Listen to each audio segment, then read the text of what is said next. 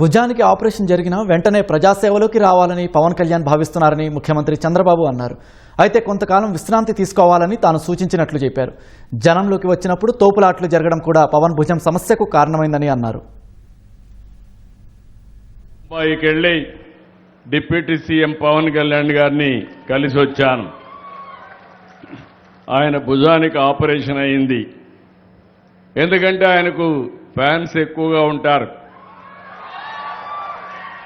ఎక్కడికి బయట వచ్చినా తోపుళ్ళు కూడా అట్నే ఉంటాయి.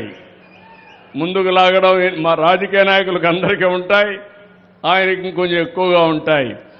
దాంతో భుజం కూడా కొంత దెబ్బతినడం, ఆపరేషన్ చేసుకున్నారు, ఫాస్ట్గా కోలుకుంటున్నారు. నేను ఇప్పుడే పనికి వస్తానంటే కాదు జాగ్రత్తగా చూసుకో, రాజకీయం ముఖ్యం, అదే సమయంలో ఆరోగ్యం కూడా ముఖ్యం. ఆరోగ్యం బాగుంటే ఇంకా బాగా పనిచేసే అవకాశం వస్తుందని చెప్పాను. తొందరలోనే ఇంకా ఒక 3 రోజులు అక్కడే ఉండాలి.